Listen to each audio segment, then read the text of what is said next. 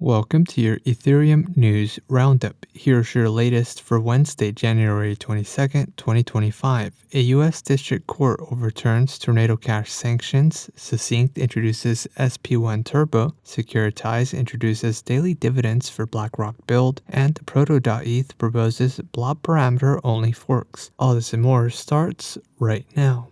The U.S. Court of Appeals for the Fifth Circuit overturned sanctions on Tornado Cash smart contracts, ruling that the U.S. Treasury exceeded its statutory authority. The court determined that immutable smart contracts do not qualify as property under the International Emergency Economic Powers Act because they cannot be owned, controlled, or altered. The legal victory comes ahead of Tornado Cash developer Roman Storm's trial, scheduled to begin on April 14, 2025. On August 8 of 2022, the Office of Foreign Assets Control sanctioned Tornado Cash, alleging it facilitated money laundering for malicious actors, including North Korea's Lazarus Group. Tornado Cash is a privacy tool designed to help users protect the privacy of their funds.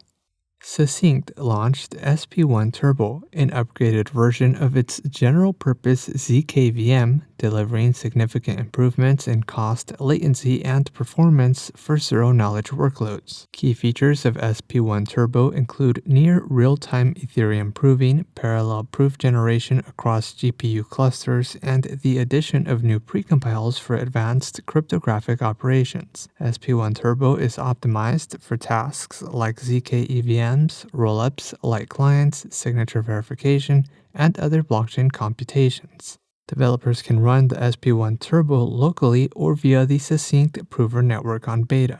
Securitize unveiled two new features for BlackRock's build tokenized treasury fund. Investors can now receive daily dividends, replacing the previous monthly distribution model, and redeem holdings multiple times per day for enhanced flexibility. The updates are designed to improve liquidity and accessibility for build investors. BlackRock Build is a U.S. Treasury fund tokenized as an ERC20 token available on Ethereum and on Layer 2 networks. The fund invests in U.S. Treasury bills, notes, and repurchase agreements.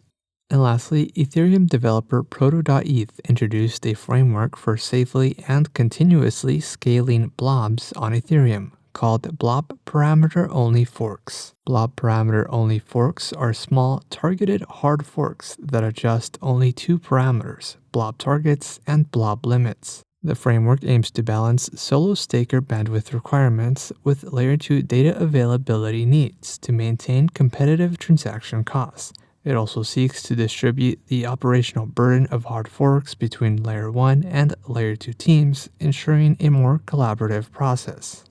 In other news, the Uniswap wallet supports the Flashbots Protect RPC, Etherealize introduces its institutional marketing arm, and Ross Ulbricht is now free. This has been a roundup of today's top news stories in Ethereum. You can support this podcast by subscribing and following us at ETH Daily. Also subscribe to our newsletter at ethdaily.io. Thanks for listening. We'll see you tomorrow.